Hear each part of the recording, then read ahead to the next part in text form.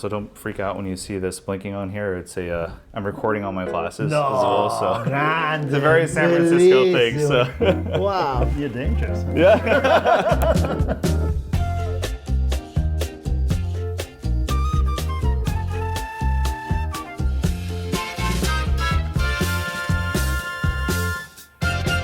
Thanks for having me here. Thanks for taking time out of your busy schedule.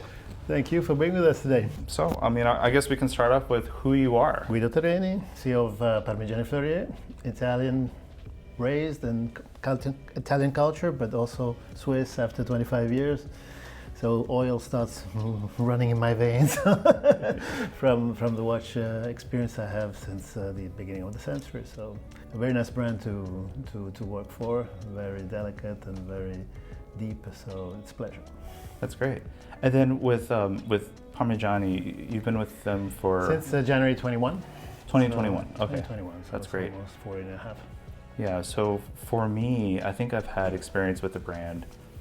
In 2019, there would be some Parmigiani pieces that used to come in from the early 2000s. Mm-hmm. So the identity of the brand for me was a little, how do I say, not to my taste, okay. Right? But over time, I noticed in the past couple years, and when you took the home, the pieces are just like gorgeous. Thank especially you. this past novelties that you reintroduced. Well, now it's the 4th year of the relaunch, so everything started with the Tonda PF, the Micro Auto, which I always wear because it's the founding father, if you want, of the relaunch of the brand.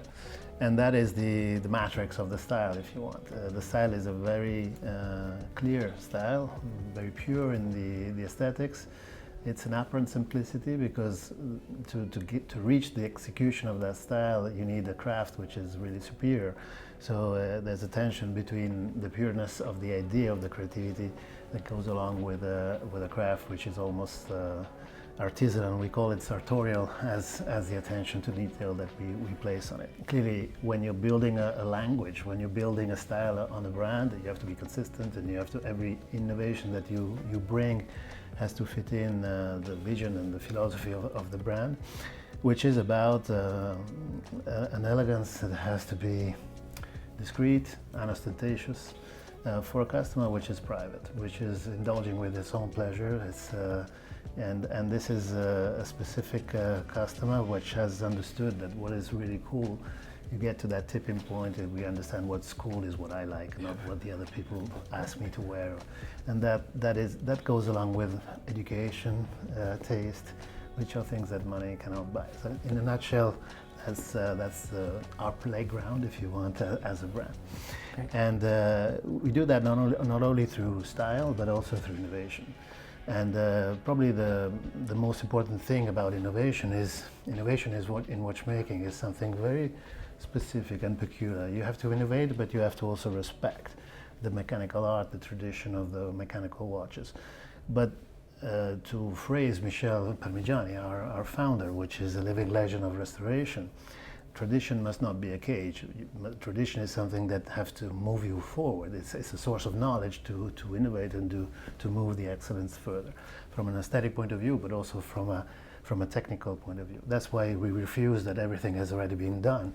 And probably the most significant world premiere, the first one that we did, is the GMT Rattrapante. So this year we're coming out with a second dial. It's the first time that we do a dial in the GMT. It was born with a blue Milano color, and this is a green Verzasca which has some blue in it. These colors are part of a philosophy of a pastel palette that has to be very pleasant. When you look at a Parmigiani, you have that moment of being at ease, being calm, being enjoying the craft and the beauty of the watch, which is classically elegant with a contemporary twist, I would say.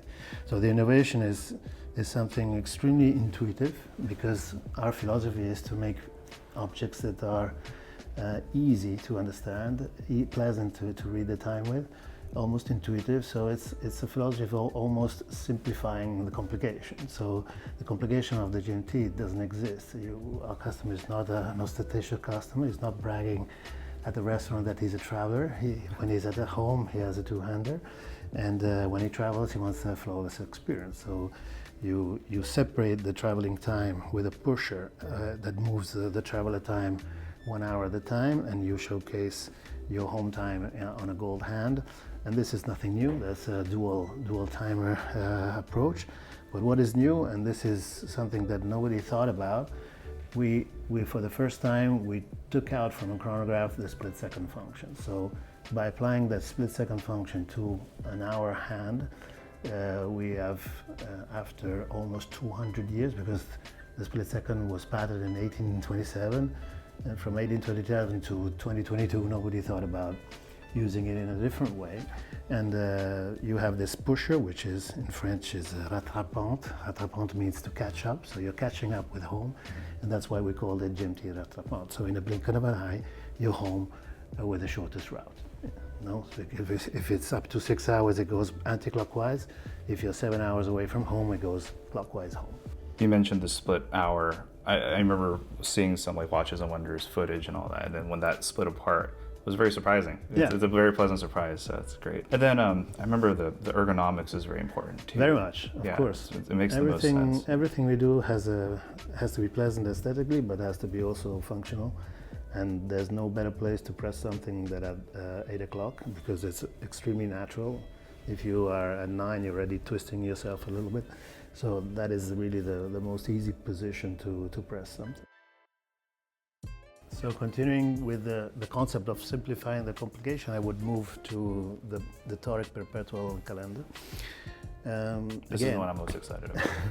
The Toric is the other big part of the collection, is the collection with which the brand was born, because Michel in 1996 showcased his brand with the Toric as the first watch. And last year we interpreted in a more evolving way in terms of the aesthetic dress codes of a gentleman in today's world, and the result is what you see, a manually winded movement that is in gold. Everything is finished extremely at a high level. The dial also is in gold with this technique, which is a hand brushed dial, which gives you this surface which is granular, and then when you color it, you have a matte look, so it's not flashy, it's very subtle, and it's very artisanal in the way to make it. And this year we're adding the first complication, which is a perpetual calendar. Again, perpetual calendars usually are extremely busy dials, and we found a way to make it very readable, very easy, and underlining the fact that in every watch, whether it's a simple two-hander or whether it's a complication, you always have to repair at a glance the hour and the minute second, because that's the information you want to know when you read the time. Everything else has to be in the background, because it's a second level of degree of information. And we did that by condensating the 4 counters of a perpetual calendar into 2 with a coaxial information, where you have day of the week and day of the month at 8 o'clock, and you have the month and the leap year cycle at 4 o'clock. And by doing that, the watch is breathing. Now you make the eye of the owner easily go and repair what information he wants to read. And this is also, the display has to be also aesthetic, because you see, if you unite from the logo to the center of the counters, you have a perfect triangle, and that tells you that the position of the elements, the logo and the 2 counters, are very balanced and very pleasant. If you imagine these 2 counters at the horizon between 9 and 3 o'clock, you would have a feeling of emptiness at 6 o'clock. You would need to put something there. And by filling this space like this, you're filling it with purity and with simplicity.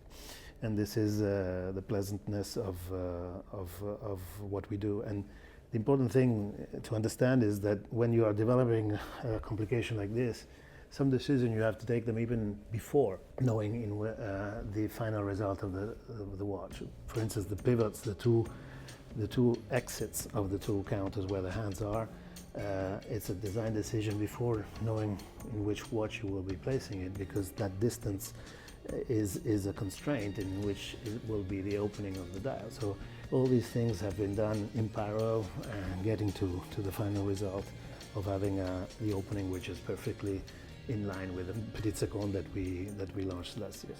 Well, you mentioned like the whole design language of of the brand now is like the feeling of calmness, Yes, right? absolutely. And it's very much translated through the color and also through the Bravis. how do I say, the balance of the dial and everything. And it's amazing what you can do with this. Well, the color is an important part of our brand. I mean, we're looking for colors that are very specific, but they are very long lasting in the appeal, because a watch is meant to outlive you.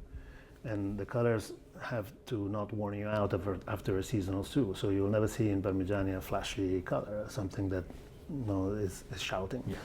But that doesn't mean that you're not interesting. So that blue is very energetic, but it's not flashy. Also, I remember seeing mention of the word Kairos. Yes. Yeah, can you explain a little bit more about that? And how Kairos is in opposition of Kronos. Kronos is the measurement of time. It's the performance of time. It's what you do in how you measure it, and it's very precise. It's scientific. It's rational.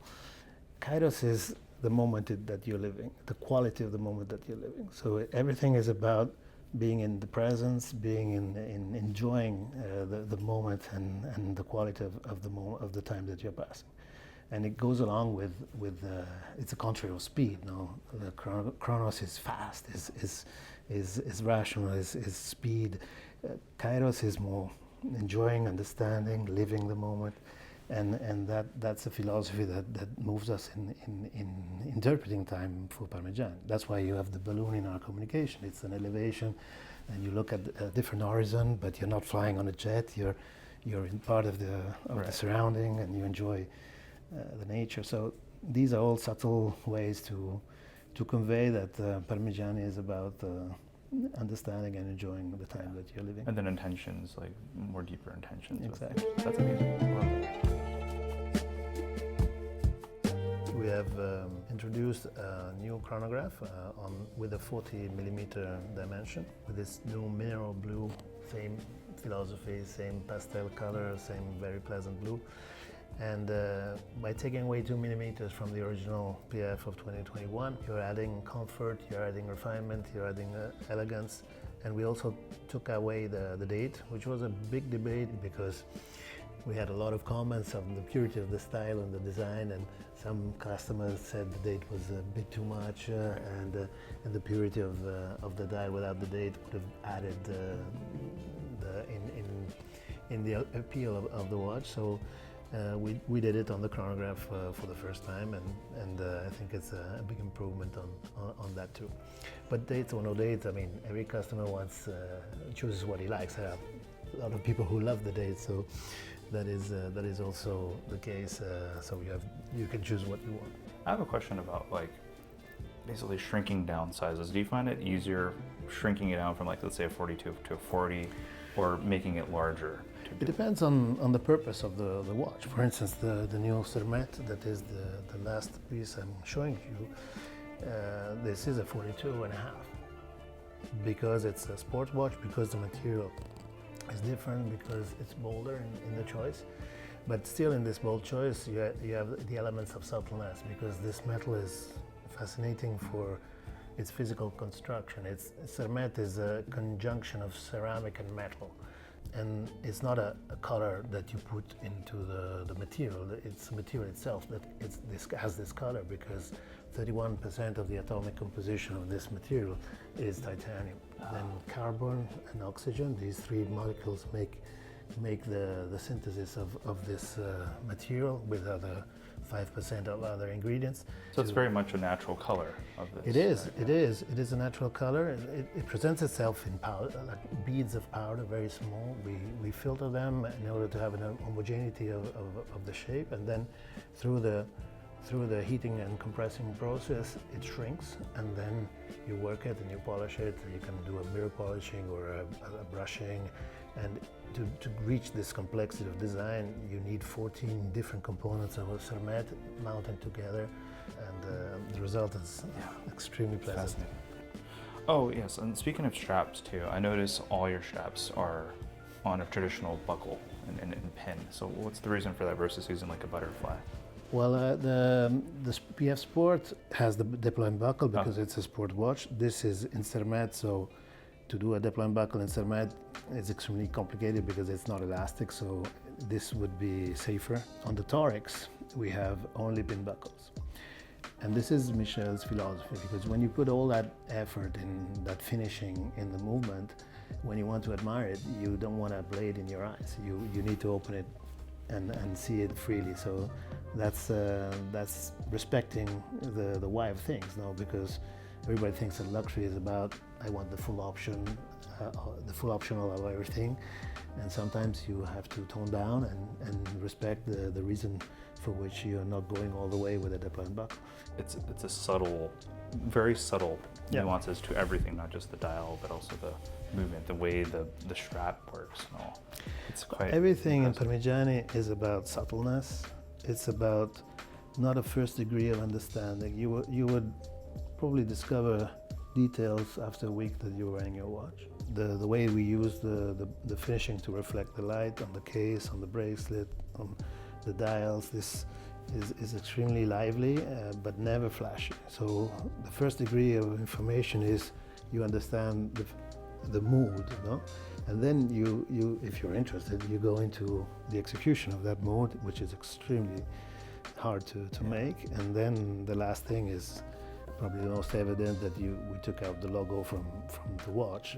In lettering, usually watches have written the brand, and we chose to have this beautiful seal that Michel designed at the early days of his brand at 12 o'clock to convey the brand without being literal and being very subtle, elegant, personal, because at the end it's about a private luxury. Well, I think it's also safe to say that in the past 2 years, PF is probably finding its way subtly into people's watch boxes as well. So thanks for coming today and showing us the great novelties that you have. And it was a great Thank you time. to you. Yeah, it was It was a great a meeting you. pleasure. Yeah, thanks so much.